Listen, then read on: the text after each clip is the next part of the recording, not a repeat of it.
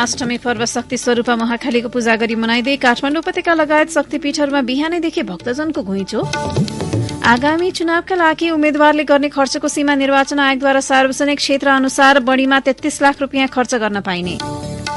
दलहरू सीट बाँडफाँडसँगै चुनावी घोषणापत्रको तयारीमा जुट्दै जनचाहना अनुसार काम नगर्दा घोषणापत्र कागजी खोस्टो बन्दै गएको टिप्पणी। ब्राजिलमा राष्ट्रपति निर्वाचनको पहिलो चरणमा विपक्षी नेता दा सिल्भालाई अग्रता, दोस्रो चरणको मतदान प्रक्रिया झनै चुनौतीपूर्ण हुने प्रक्षेपण। र इङ्ग्लिस प्रिमियर लिग फुटबलको पछिल्लो खेलमा म्यान्चेस्टर डर्बीमा सिटीद्वारा गोलको वर्षा, युनाइटेड 6-3 गोल अन्तरले पराजित। नमस्कार, कान्तिपुर डायरीका साथमा साथी पूजनी र म दिवा। अब समाचार विस्तारमा। महाअष्टमी पर्व शक्ति स्वरूपा महाकालीको पूजा गरी मनाइँदैछ। विशेष गरी आज शक्ति स्वरूपा महाकाली, महालक्ष्मी र महासरस्वतीको पूजा गरी रातमा कालरात्रि गर्ने प्रचलन छ। आज दशैं घरको लगायतका विभिन्न शक्तिपीठमा पशुबली दिई दुर्गा सप्तशती र देवी स्तोत्र पाठ गर्ने चलन छ। राति कालरात्रिका रूपमा पशुबलीको विधि र पूजा आजा सहित मनाउने गरिन्छ। पशुबली नचढ़ाउनेहरूले भने आज पूजा कोठामा काक्रो, घिरौला, कुविण्डो, मुला र नरिवल आदि बलि चढ़ाई पूजा आजा गर्ने गर्दछन्। काठमाडौँको बसन्तपुर स्थित हनुमान ढोकाको दशैं घरमा बोका र रांगाको बलि सहित कालरात्रि पूजा गर्ने गरिन्छ। काठमाडौँ उपत्यकाका शक्तिपीठहरू भद्रकाली, नक्साल भगवती, शोभा भगवती, इन्द्रायणी, रक्तकाली, वज्र योगिनी, संकटा, वज्रबाराही, दक्षिणकाली लगायत मन्दिरहरूमा बिहानैदेखि दर्शनार्थीको घुइँचो लागेको छ। यसै गरी उपत्यका बाहिर गोरखाको मनोकामना, सप्तरीको छिन्नमस्ता भगवती, काभ्रेपलाञ्चोकको चण्डेश्वरी, नाला भगवती र पलाञ्चोक भगवती, दोलखाको कालिञ्चोक भगवती लगायतका शक्तिपीठहरूमा पनि बलिसहित पूजा आराधना गर्ने भक्तजनहरूको बाक्लो उपस्थिति रहने गरेको छ। महाअष्टमीकै अवसरमा आज रेडियो कान्तिपुरले काठमाडौँको दक्षिणकालीबाट प्रत्यक्ष प्रसारण गरिरहेको छ। बडा दशैंको टीकाको उत्तम साइत असोज 19 गते बुधबार बिहान 11:51 रहेको छ। नेपाल पञ्चाङ्ग निर्णायक समितिका अनुसार घटस्थापनादेखि पूजा आराधना गरिएकी देवीलाई बिहान 10:34 विसर्जन गरी 11:51 को साइतमा टीका लगाउन सकिनेछ। देवीको प्रसादका रूपमा कोजाग्रत पूर्णिमाका दिनसम्म मान्यजनबाट टीका र आशीर्वाद थाप्न सकिने समितिले जनाएको छ। यसैगरी दशैंका लागि घर जाने यात्रुको भीड़ कोटेश्वरदेखि नयाँ बसपार्क र कलंकीमा हिजो साँझसम्मै लागेको छ। कोविडका कारण 2 वर्षसम्म चाडबाड मनाउन घर जान नपाएकाहरू यो वर्ष घटस्थापनाबाटै उपत्यका छाड्न थालेका हुन्। यातायात व्यवसायीहरूका अनुसार असोज 1 गतेदेखि आइतबारसम्म करिब 17 लाख बढ़ी यात्रुले उपत्यका छाडेका छन्। यो निजी, भाडाका गाड़ी र सार्वजनिक गाड़ीमा बाहिरिने यात्रुको संख्या हो। नेपाल यातायात व्यवसायी राष्ट्रिय महासंघका अध्यक्ष विजय स्मारका अनुसार गत वर्ष करिब 16 लाख यात्रुले उपत्यका छाडेका थिए। उहाँले भन्नुभयो, कोविड पछि उपत्यकाबाट बढ़ी यात्रु यही दशैंमा बाहिरिएका हुन्। सोमबारबाट 18 लाख यात्रुले उपत्यका छाड्ने अनुमान गरिएको छ। यात्रुको चाप बढ़ी हुँदा सवारी व्यवस्थापन गर्न समस्या भएको उहाँको भनाइ छ। सुदूरपश्चिम जाने यात्रुको संख्या धेरै हुँदा त्यो क्षेत्रका लागि सवारी व्यवस्थापनमा समस्या देखिएको छ। आगामी निर्वाचनमा प्रतिनिधि सभाको प्रत्यक्ष प्रणालीका लागि प्रतिस्पर्धा गर्ने उम्मेद्वारले तोकिएको क्षेत्र अनुसार बढ़ीमा 33 लाख रूपैयाँ खर्च गर्न पाउने भएका छन्। निर्वाचन आयोगले मतदाता संख्या, निर्वाचन क्षेत्रको क्षेत्रफल र मतदान केन्द्रको संख्याका आधारमा खर्च निर्धारण गरेको हो, जस अनुसार निर्वाचन क्षेत्र अनुसार फरक फरक खर्च सीमा तोकिएको आयोगले जनाएको छ। आयोगका अनुसार प्रतिनिधि सभाका लागि सबैभन्दा कम काठमाडौँका 5 वटा निर्वाचन क्षेत्रका उम्मेद्वारले अधिकतम 25 लाख रूपैयाँ खर्च गर्न पाउनेछन्। त्यस्तै विभिन्न जिल्लाका 17 वटा क्षेत्रका उम्मेद्वारले 27 लाख रूपैयाँसम्म खर्च गर्न पाउनेछन्। 65 वटा क्षेत्रका उम्मेद्वारले भने 29 लाख रूपैयाँसम्म खर्च गर्न पाउने आयोगले जनाएको छ। त्यस्तै 52 वटा क्षेत्रका उम्मेद्वारहरूले 31 लाख रूपैयाँसम्म खर्च गर्न पाउने भएका छन्। सबैभन्दा धेरै 33 लाख रूपैयाँसम्म खर्च गर्न पाउने निर्वाचन क्षेत्रको संख्या 26 वटा रहेको छ। त्यस्तै प्रदेशसभाका लागि 70 क्षेत्रमा 15 लाख, 143 क्षेत्रमा 17 लाख, 56 क्षेत्रमा 19 लाख, 29 क्षेत्रमा 21 लाख र 32 वटा क्षेत्रमा 23 लाख रूपैयाँ खर्च गर्न पाइनेछ। समानुपातिकमा भने उम्मेद्वारले 2 लाख खर्च गर्न पाउने व्यवस्था गरिएको छ। प्रदेश सभाका समानुपातिक उम्मेद्वारले भने 1,50,000 चुनाव खर्च गर्न पाउने आयोगले जनाएको छ। प्रतिनिधि सभा र प्रदेशसभा निर्वाचनका लागि समानुपातिकतर्फ दलहरूले संशोधनसहित नामावलीको बन्द सूची निर्वाचन आयोगले बुझाएका छन्। आयोगले प्रतिनिधि सभा र प्रदेशसभा निर्वाचन प्रणाली अन्तर्गत समानुपातिकतर्फ भाग लिन सूची बुझाएका दलहरूलाई संशोधनसहित नामावली बुझाउन एक साता अघि पत्राचार गरेको थियो। आयोगका समानुपातिकतर्फका प्रवक्ता गुरूप्रसाद वाग्लेका अनुसार प्रक्रिया पुर्याएर सबै दलहरूले बन्द सूची बुझाएका छन्। आयोगले समानुपातिकतर्फको बन्द सूचीको अन्तिम नामावली यही असोज 22 गते सार्वजनिक गर्ने कार्यतालिका बनाएको छ। संस्थापन इतर पक्षको असन्तुष्टिका बीचमा नेपाली कंग्रेसले समानुपातिक बन्द सूचीको अन्तिम नामावली निर्वाचन आयोगमा बुझाएको छ। समानुपातिक बन्द सूचीमा संस्थापनले एकलौटी गरेको भन्दै नेता शेखर कोइराला समूहका नेताहरूले त्यसको विरोध गर्दै आएका थिए। पछिल्लो छलफलमा केही सहमति जुटे पनि अन्तिम सूची आफ्नो समूहले हेर्न नपाएको नेता गुरू घिमिरेले बताउनुभयो। उहाँले बन्द सूची हेरेपछि भावी रणनीति तय गर्ने बताउनुभयो। पार्टी सभापतिले लिस्ट सच्याउन म तयार छु भनेपछि फेरि त्यो पुरानो बनाएको लिस्टमा चाहिने थपघट अथवा परिमार्जन गर्ने काम भएको हो। अब सहमतिबाट लिस्ट अब हामीले लिस्ट हेरेका छैनौं। हाम्रो नेता अर्जुन नरसिंह केसीले असन्तुष्टि व्यक्त गरेको भने सुनेका छौं। उहाँको असन्तुष्टि चाहिँ लिस्ट हेर्न पाइन भन्ने कुरामा देखियो। अब लिस्ट हेरिसकेपछि सहमतिबाट बुझाएको हो भने त एउटा सकारात्मक कुरा हो। अब लिस्टमा को मानिसहरू छन् त्यो हेरेर मात्रै केही कुरा भन्न सकिन्छ। संस्थापन पक्षले भने समानुपातिक बन्द सूचीमा पार्टीभित्र कुनै असन्तुष्टि नभएको दावी गरेको छ। सहमहामन्त्री फर्मुल्लाह मन्सुरले संसदीय समिति र कार्य सम्पादन बसेर सबै विवाद अन्त्य गरिएको बताउनुभयो। उहाँले शीर्ष नेताले टुङ्गोमा पुर्याएको विषयमा विरोध गर्नुको औचित्य नहुने बताउनुभयो। पहिले पनि तपाईको सूची जाँदाखेरि त्यसको सूची पठाउने संसदीय बोर्डले हो। त्यो बोर्डले पठाएपछि अब त्यसको समय थियो 15 गते साँझ 5 बजेसम्म त्यो सूचीलाई सच्याएर पठाउने। त्यसकारण त्यो सूचीलाई सच्याएर पठाउने काम चाहिँ भयो। नेपाली कांग्रेसको संसदीय बोर्ड र कार्य सम्पादन समितिको बैठकले सूची पठाउने निर्णय गर्यो। सर्वसम्मतिले सभापति शेरबहादुर देउवालाई अधिकार दियो र त्यो अधिकारलाई उपयोग गर्दै संसदीय बोर्डका सदस्यहरूसँग छलफल गरेर तीको लागि अन्तिम नामावली तयार गरेर कांग्रेस पार्टीले निर्वाचन आयोगमा बुझाएको छ। त्यसमा सबैको सहभागिता, कसले के भन्यो त्यसको पछाडि कहाँ जाने। नेता कोइराला समूहले पार्टीभित्र 40% हिस्सा माग गर्दै बन्द सूची संशोधनको माग गर्दै आएको छ। कान्तिपुर डायरीमा अब ब्रेकको पालो। ब्रेकपछि कान्तिपुर डायरीमा अब कान्तिपुर सविस्तार। कान्तिपुर सविस्तार। आगामी निर्वाचनका लागि दलहरू सीट बाँडफाँडसँगै चुनावी घोषणा पत्रको तयारीमा जुटेका छन्। अघिल्लो निर्वाचनमा गरेका बाचाहरू पूरा गर्न नसकेका दलहरू पुनः महत्वाकांक्षी चुनावी घोषणाको पत्र तयारीमा लागेका हुन्। दलहरू सत्ता राजनीतिमा मात्र केन्द्रित हुँदा चुनावी घोषणा पत्र जस्तो महत्वपूर्ण संकल्प कागजी खोस्टो बनेको भन्दै टिप्पणी भइरहेका छन्। जनचाहना अनुसार अघि नबढ्दा आलोचित भएका दलहरूले सरकारको नेतृत्वमा पुग्दा समेत घोषणा पत्र कार्यान्वयनमा खासै चासो दिने गरेका छैनन्। अघिल्लो निर्वाचनको चुनावी घोषणा पत्रमा एमाले देशलाई 10 वर्षभित्र प्रति व्यक्ति आय $5,000 पुर्याउने मध्यम आय भएको देशमा स्तरोन्नति गर्ने लक्ष्य सार्वजनिक गरेको थियो। तर 3.5 वर्षको हाराहारीमा एमालेको सरकारका पालामा प्रति व्यक्ति आय $200 पनि बढ्न सकेन। विश्व बैंकको प्रतिवेदन अनुसार मुलुकको प्रति व्यक्ति आय हाल $1222 हाराहारीमा छ। एमाले चुनावी घोषणा पत्रमा उल्लेख गरे अनुसार काम भएको भए प्रति व्यक्ति आय कम्तीमा $3,000 पुग्नुपर्ने थियो। एमाले घोषणा गरेको अर्को महत्वाकांक्षी कार्यक्रम 10 वर्षभित्रमा 15,000 मेगावाट विद्युत उत्पादन गर्ने थियो। तर मुलुकको विद्युत उत्पादन मुस्किलले 2200 मेगावाट हाराहारीमा मात्रै छ। रेल सपना बाँडेर निर्वाचनमा सबैको ध्यान खिचेको एमाले 2 वर्षभित्रमा नेपाललाई आधारभूत खाद्यान्नमा आत्मनिर्भर बनाउने दावी समेत गरेको थियो। तर मुलुकमा अहिले पनि वार्षिक 2.5 खर्ब हाराहारीमा खाद्यान्न आयात हुने गरेको छ। 3 वर्षमै एक घर एक रोजगारी सुनिश्चित गरिने, 10 वर्षभित्रमा 18 वर्ष पुगेका प्रत्येक नागरिकले रोजगारी पाउने गरी कार्ययोजना शुरू गरिने एमालेको बाचा थियो। तर दैनिक 1000 नेपाली वैदेशिक रोजगारीमा गइरहेको विभिन्न आँकडाले देखाउँछन्। अघिल्लो निर्वाचनमा गरिएका बाचा के कति पूरा भए, पूरा हुन नसक्नुको कारण लगायतका विषयमा जनतामा यो पटक श्वेत पत्र लिएर जाने एमाले उपमहासचिव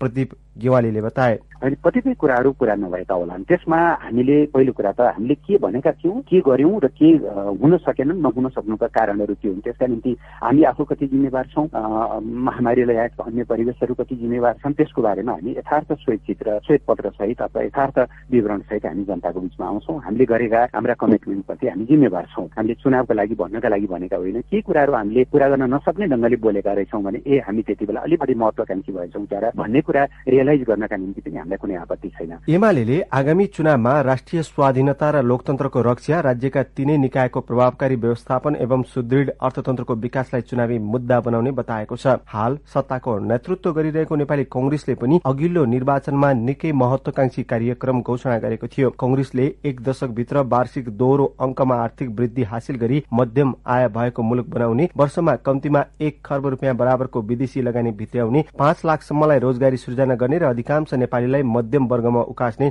घोषणा गरेको थियो। तर पछिल्लो 5 वर्षमा कांग्रेसको चुनावी घोषणा पत्र पनि कागजमै सीमित भएको छ। मुलुकको कहाली लाग्दो बेरोजगारी समस्या समाधान गर्न स्थानीय सरकार मार्फत काम गर्ने भन्दै कांग्रेसले घोषणा पत्रमा संकल्प गरेको थियो। सुशासनको प्रत्याभूति, सरकारी सेवा प्रदायक निकायमा दक्ष, जवाफदेही, प्रभावकारी र भ्रष्टाचार मुक्त शासन सुनिश्चित गर्ने कांग्रेसको आधारभूत नीतिमा उल्लेख थियो। तर सुशासन र जनताको सेवा प्रभावकारी बनाउने सवालमै कांग्रेस नेतृत्वको सरकार चुकेको छ। राजनीतिक अस्थिरताको उपज र एकले अर्कालाई पन्छाउने प्रवृत्तिका कारण पनि चुनावी घोषणा पत्र कार्यान्वयनमा आउन नसकेको अर्थविद डाक्टर सञ्जय आचार्यको तर्क छ। सबैलाई एउटा एक्सक्युज के हुन्छ कुरा गर्न नसकेपछि भने हामी पुरा समय चाहिँ सरकारमा बस्न पाएनौँ, हामीले हाम्रो मिसन पुरा गर्न दिएनौँ, त्यस कारण हामीले चाहिँ विस्थापित गरियो भनेर एक थरीले एक्सक्युज लिनु त्यसबाट। अनि अर्को जो सत्तामा आएको छ उसले चाहिँ हामीले त परिस्थितिवश यो जिम्मेवारी लिनु परेको हो, त्यस कारणले गर्दा हामीले चाहिँ जटिल परिस्थितिमा मुलुक सम्हालेका हौँ, त्यस कारण यो लक्ष्यहरू पूरा भयो कि भएन भन्ने कुरो गौण कुरा रह्यो भनेर यसकै यो प्रवृत्ति विकास भइरहेको छ हामीहरूकोमा। किनभने पहिला सुरुमा त त्यो हाम्रो जुन लक्ष्य निर्धारण गरिएको थियो त्यो पनि कुनै वैज्ञानिक ढङ्गले गरिएकै होइन, त्यो एउटा हचुवाको भरमा मान्छेलाई चाहिँ चुनावको बेलामा उत्साहित बनाउनको लागि गरिएका हुन्। शान्ति प्रक्रियामा आएदेखि नै सत्ता राजनीतिको केन्द्रमा रहँदै आएको माओवादी केन्द्रले पनि अघिल्लो निर्वाचनमा निकै महत्वाकांक्षी कार्यक्रम घोषणा गरेको थियो। श्रम बैंक मार्फत जनशक्ति परिचालन गर्ने, प्रत्येक गाउँमा युवा स्वरोजगार र गरिबी निवारण कोष खडा गरी रोजगारीको व्यवस्था गर्ने, उत्पादनमूलक रोजगारी सुनिश्चित नहुँदासम्म बेरोजगारी भत्ता दिने सपना माओवादी केन्द्रले बाँडेको थियो। महँगी, कालोबजारी, बजारमा कृत्रिम अभाव आदिलाई नियन्त्रण गर्ने र उपभोक्ता हितको संरक्षणमुखी बजार व्यवस्थापन गर्ने संकल्प माओवादीले प्रतिबद्धता पत्रमा जनाएको थियो। स्मार्ट नमूना गाउँ, एक नमूना उद्योग, शहरी क्षेत्रमा तत्काल सर्वसुलभ खानेपानी र फोहोर मैलाको व्यवस्थापन, अव्यवस्थित बसोबास र सुकुम्बासी समस्याको समाधान, मेट्रो लाइन निर्माण, यातायातलाई विद्युतीकरण लगायतका सपना माओवादीले बाँडेको थियो। तर अहिले ती प्रतिबद्धता पत्र पनि केवल कागजी खोस्टा साबित भएका छन्। दलहरू आफूले जनता सामु गरेको बाचाप्रति उत्तरदायी नहुँदा नै अहिलेको समस्या उत्पन्न भएको राजनीतिक विश्लेषक केशव दाहालको तर्क छ। चुनाव जितिसकेपछि जनतालाई हेप्ने र बोलेको कुरा पूरा गर्नको लागि थोरै पनि जिम्मेवार नहुँ। मैले बोले त बोले, मेरो बोल्ने काम हो, यो कुराप्रति प्रतिबद्ध हुनुपर्छ, जिम्मेवार हुनुपर्छ भन्ने के छ र नाफे मतदाताहरूले भोट हाले सकिगयो नि उनीहरूको काम भोट हाल्ने हो, मेरो काम चाहिँ भोट प्राप्त गरिसकेपछि सत्तामा जाने हो। यो हिसाबले आफ्नै बाचाप्रति आफूले बोलेको कुराप्रति प्रतिबद्ध नहुने र मतदाताको मतलाई अवमूल्यन गर्ने दोस्रो प्रवृत्ति, र तेस्रो चाहिँ सरकारमा पुगिसकेपछि खालि अंकगणितमा रमाउने, खालि सत्ता कसरी जोगाउने, कसलाई मन्त्री बनायो भने, कुन पार्टीलाई सत्ता गठबन्धनमा ल्यायो भने मेरो सत्ता टिक्छ, त्यसमाथि केन्द्रित हुने। चुनावी घोषणा पत्र दलहरूको सिद्धान्त, उद्देश्य र योजना समेटिएको लिखित बाचा हो। त्यसैका आधारमा उनीहरूले जनमत प्राप्त गरेका हुन्छन्। लोकतन्त्रमा चुनावी घोषणा पत्रलाई नैतिक मूल्यको कसीमा पनि जाँच्ने गरिन्छ। तर दलहरू आफ्नो घोषणा पत्र प्रति उत्तरदायी हुन नसक्दा चुनावी बाचा केवल कागजी बन्न पुगेको छ। आफूले गरेको बाचा पूरा नहुँदा दण्डित हुनु नपर्ने भएकाले पनि घोषणा पत्र हावा भरिएको बेलुन जस्तो बनेको टिप्पणी हुने गरेका छन्। रेडियो कान्तिपुरका लागि अनिल परियार। कान्तिपुर सविस्तार।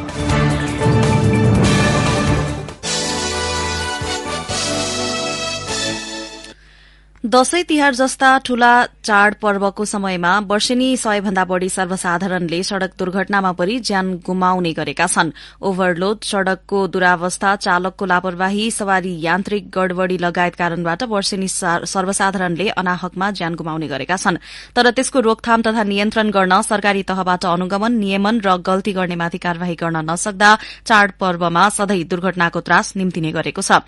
अरू बेला भन्दा असोज र कार्तिक अर्थात दशैं तिहारको छेकोमा कार्यक्षेत्रबाट घर फर्कनेको चाप बढ़ी हुन्छ। हरेक वर्ष 15 लाखदेखि 20 लाख मानिस चाडपर्व मनाउन काठमाडौँ उपत्यकाबाट स्थायी थलो जाने गरेका छन्। पर्व मनाएर त्यति नै संख्यामा उपत्यका भित्रिने गरेका छन्। सड़क दुर्घटनाबाट ज्यान गुमाउनेको संख्या अधिक मात्रामा देखिएको छ। विक्रम सम्वत 2071-72 देखि आर्थिक वर्ष 2078-79 को दशैं छेकोमा दुर्घटनामा परि करिब 1000 जनाले ज्यान गुमाएका छन्। गण्डकी प्रदेशका मुख्यमन्त्री कृष्णचन्द्र नेपाली पोखरेलले च्याप्टर क्लोज हुँदा निर्वाचमान मुख्यमन्त्री पृथ्वीसुब्बा गुरूङले फेरि प्रदेशसभा प्रवेशको जमर्को गर्नुभएको छ। अघिल्लो पूर्वी नवलपुरबाट निर्वाचित भएका पोखरेललाई यसपल्ट कंग्रेसको प्रदेश समितिले प्रदेश प्रतिनिधि सभामा समानुपातिका लागि सिफारिश गरेको थियो, तर उहाँ बन्द सूचीमा पर्न सक्नु भएको छैन। लमजुङ प्रदेश सभा निर्वाचन क्षेत्र खबाट निर्वाचित भएर मुख्यमन्त्रीको यात्रा गरेका गुरूङले आफू फेरि भावी मुख्यमन्त्रीका रूपमा उभ्याउनु भएको छ। उहाँको नाम एमाले साबिककै क्षेत्रबाट सिफारिश गरेको छ। अघिल्लो पटक मुख्यमन्त्रीमा दावी गरेका एमाले नेता किरण गुरूङले यसपटक प्रतिनिधि सभामा आकांक्षा देखाउनु भएको छ, तर संगठन विभाग प्रमुख खगराज अधिकारीको नाम कास्कीको प्रतिनिधि सभा क्षेत्र नम्बर 1 र प्रदेशसभा क्षेत्र 1 कबाट पार्टीले सिफारिश गरेकाले पृथ्वीसुब्बा गुरूङको टाउको दुखाइ बनेको छ।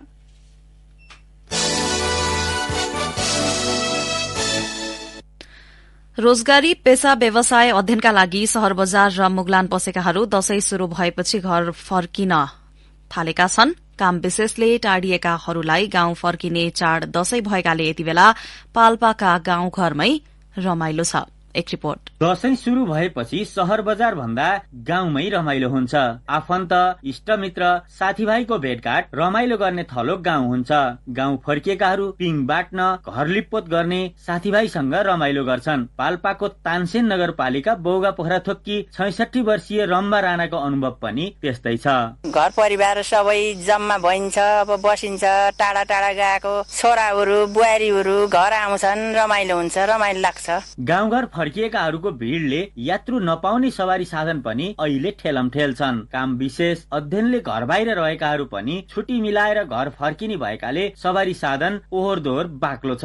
तर गाउँ फर्किसकेपछि भने छुट्टै रमाइलो हुने भन्नुहुन्छ बौगा पोखराथोककै कृष्ण राणा। आफ्नो सामिप्यता अनि आफ्नो आफूसँग भएको दुःख सुख सबै कुराहरू साट्ने यो एउटा चाहिँ मौका पनि हो। तसर्थ यो बडा दशैंलाई चाहिँ हामीले उत्साहका साथ शहरमा भन्दा अलिकति बजार गाउँमै चाहिँ रमाइलो तरिकाले मनाउँछौँ भन्ने लाग्छ। घरमै सबै परिवार आफन्त इष्टमित्र बसेर रमाइलो गर्ने, मिठा खानेकुरा खाने, रोटे पिङ, लिङ्गे पिङ, धाते पिङ बनाउने र खेल्ने भएकाले यति बेला गाउँघरमै रमाइलो लाग्ने पाल्पा चण्डी भन्ज्याङकी सुमित्रा विकाको भनाइ छ। अब विदेशीहरू अनि बम्बईहरू, दिल्ली जानेहरू सबै घरमा आउँछन् अनि त्यसैको लागि सबै पिङहरू खेलिन्छ, कारण रमाइलो गरिन्छ, त्यसैले रमाइलो लाग्छ। यति बेला मुलुकभरका गाउँघर दशैं मनाउन गाउँ फर्केकाहरूले गर्दा रमाइलो भएको छ। अघिल्ला 2 वर्ष भन्दा यस वर्ष गाउँमा धेरै रमाइलो भएको रिब्दीकोट गाउँपालिका कुसुम खोलाका दिवाकर अर्यालले सुनाउनु भयो। अब यो कोभिड पनि अलिक कम हुँदै गयो। अब यो डेंगू आइरहेछ, डेंगू पनि त्यसरी फैलिन सकिरहेको छैन, तर पनि विगतमा भन्दा मान्छेहरू चाहिँ अलि रमाइलो उत्साह भएर चाहिँ शहरबाट चाहिँ शहर छोडेर गाउँतिर चाहिँ आउने क्रम चाहिँ अलि बढ्दो छ। चाडबाडका बेला परदेश भन्दा गाउँघरमै रमाइलो हुने, जन्मिएको हुर्किएको खेलेको ठाउँ कर्मभूमि भन्दा धेरै प्यारो लाग्ने भएकाले पनि गाउँमा फर्किने गर्छन्। परदेशी गाउँ आउन खोज्छन्, तर सबैको बिदा मिल्दैन। आउन नपाउनेहरू गाउँ सम्झेर अर्को साल जाउँला भनी चित्त बुझाउँछन्। रेडियो कान्तिपुरका लागि माधव अर्याल, पाल्पा। कान्तिपुर डायरीमा पुनः ब्रेकको पालो। ब्रेकपछि अब आर्थिक प्रसंग। दशैंमा केन्द्रीय बैंकको ढुकुटीबाट करिब 56 अर्ब रूपियाँ बराबरको नोट बाहिरिएको छ। राष्ट्र बैंक र अन्य बैंक तथा वित्तीय संस्था मार्फत नयाँ र सुकिला गरी करिब 56 अर्ब रूपियाँ बराबरका नोट बाहिरिएको राष्ट्र बैंक मुद्रा व्यवस्थापन विभाग प्रमुख रेवती प्रसाद नेपालले जनाउनुभयो। यो गत वर्ष सोही अवधिमा वितरण गरिएको भन्दा केही बढी हो। गत वर्षको दशैंमा मात्र राष्ट्र बैंकबाट करिब 50 अर्ब रूपियाँ नयाँ नोट बाहिरिएको थियो। उल्लेखित रकममा सिक्काको हिसाब हुँदैन। दशैंमा बैंक तथा वित्तीय संस्थाबाट पनि सर्वसाधारणले रकम झिक्छन्, त्यसको सम्पूर्ण विवरण आइन सकेको राष्ट्र बैंकले बताएको छ। नेपालले भन्नुभयो साना दरका 16 अर्ब रूपियाँ र ठूला दरका करिब 40 अर्ब रूपियाँ गरी शुक्रबारबाट करिब 56 अर्ब रूपियाँ बराबरका नयाँ नोट ढुकुटीबाट बाहिरिएको छ। दशैंका बेला सर्वसाधारणले पनि आफूसँगै केही पैसा नगदमै राख्छन्। राष्ट्र बैंकले दशैं विदा सकिएपछि पनि तिहार र छठका लागि सर्वसाधारणलाई नयाँ नोट वितरण गरिने जनाएको छ। यसरी दशैंको अवसरमा सटहीका लागि करिब 16 अर्ब र भुक्तानीका लागि 40 अर्ब रूपियाँ राष्ट्र बैंकबाट बाहिरिएको छ। अब अन्तर्राष्ट्रिय प्रसंग। ब्राजिलमा राष्ट्रपतीय निर्वाचनको पहिलो चरणमा विपक्षी नेताले अग्रता कायम गरेका छन्। मतगणनाको अघिल्लो परिणाममा राष्ट्रपति जैर बोल्सोनारोले अग्रता कायम गरेपछि पछिल्लो पटक भने विपक्षी नेता लुइस इनाको लुला दा सिल्भा जित नजिक पुग्नु भएको हो। 70% मतगणना भइसक्दा लुलाले सामान्य अग्रता कायम गर्नुभएको ब्राजिलको राष्ट्रिय निर्वाचन आयोगले जनाएको छ। राजनैतिक ध्रुवीकरणको चरम अवस्थामा रहेको ब्राजिलमा दोस्रो चरणको मतदान प्रक्रिया झनै चुनौतीपूर्ण हुने प्रक्षेपण गरिएको छ। हिजोसम्म विपक्षी नेताभन्दा 10देखि 15% को अग्रता कायम गरेका बोल्सोनारोका लागि आगामी चरणमा बढ़ी मत खस्न सक्ने एक्जिट पोलहरूले दावी गरेको रोइटर्सले उल्लेख गरेको छ। विपक्षी नेता दा सिल्भाले भने मतदानमा प्रयोग भएका मेसिनहरूमा छेडखानी भएको दावी गर्दै आउनु भएको छ।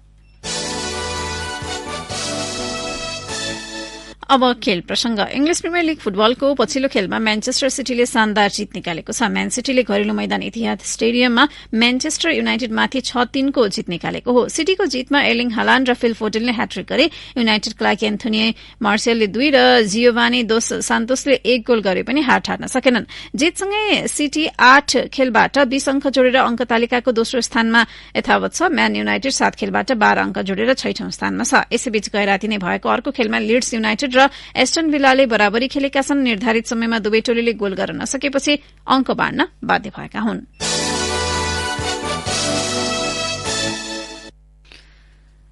अब मौसम सम्बन्धी जानकारी। मुलुकको पहाड़ी भूभागमा सामान्य बदली रही अन्य भूभागमा आंशिक बदली रहने जल तथा मौसम विज्ञान विभागले जनाएको छ। साथै केही स्थानमा मेघगर्जन सहित सामान्य वर्षाको सम्भावना रहेको विभागको अनुमान छ। केही बेर अघि 19 डिग्री सेल्सियस मापन गरिएको काठमाडौँ उपत्यकाको अधिकतम तापक्रम आज 28 डिग्री सेल्सियस पुग्नेछ। सूर्योदय बिहान 5:57 भयो भने सूर्यास्त भरै साँझ 5:47 हुनेछ। अवस्था यसका साथै कान्तिपुर डायरीको बुलेटिन यही सकिन्छ। साथी पूजनी र म दिवा बिदा माग्छौं। नमस्कार।